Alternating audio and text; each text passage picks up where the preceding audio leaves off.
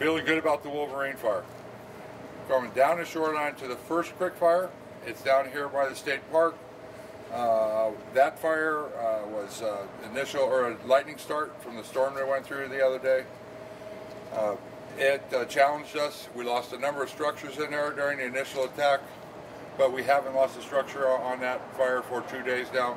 We're working round the clock on that fire. We're working round the clock on this ChelanComplex fire. Staffed 24 hours a day. We haven't lost a structure on the Chelan complex fire either in the last 2 days. But a little more additional report on the first creek fire. We have established some very good locations for fire line. It's in tough, arduous ground, but we've got good crews and type 1 hotshot crews out there. They're chipping away on that thing. They're putting some fire along the ground and dragging fire along with them. So they're going to contain that fire, and we're feeling pretty good about the locations they're looking at and the success they had yesterday and last night.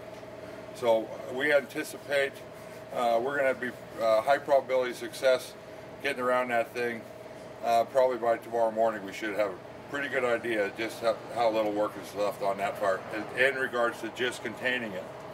There's still a lot of work to push it back in on itself and make sure it's out, or that the perimeter is cooled off. We're getting great help from the sheriff's office managing traffic out there, and I can't begin to explain or describe what incredibly good relationships we're establishing with all the different agencies around here. They have been so incredibly helpful. I just came out of an upstairs cooperators meeting that we have had every day since we arrived at 10 o'clock in the morning, and we have built a lot of trust and a lot of really good cooperation with one another, and we're getting a lot of things done together. But it's certainly a team effort. Let me move over to the ChelanComplex fire a little bit. Along this western side of the ChelanComplex, just north of town here, there's a good 80 to 100 plus houses, nice structures out there. We are feeling real good. Over the last day and a half, round the clock, we have managed to establish control lines along by using road systems and some natural barriers, and constructing some line.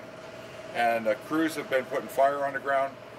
The structures that are inside the fire and they've been burned around and they're protected. It's called point protection. And then there are structures below the line, and that fuel down in those areas is not burned, but we hold that line and we keep fire from getting down the hill into those buildings. So that operation is going very successfully, and we are pushing. Yesterday we had 7 dozers pushing line out to it'd be the northwest, and we're pointing right at the southwest corner of the Black Canyon fire. And just beyond that, only a mile away, is the McFarland fire. So we're tying that line along that whole area, and we're going to join up those 3 fires with fire line in just a matter of days. Those fires are actually, at least 2 of them are well on their way to joining themselves. But in our strategic approach to putting fire line out there, we have decided to just capture them all at the same time. So that same group of 7 dozers, which is marching out that ridge, their target is the northernmost part of the McFarland Creek fire. Then we'll shift resources around to the other side, because we have a number of structures over on the east side of the McFarland and Black Canyon fires, and we'll do the same thing over there to assure protection of those communities that are off to the east. So that's about it for the description. Are there any questions? Those homes that you just mentioned, 80 to 100 plus homes. Yes, sir.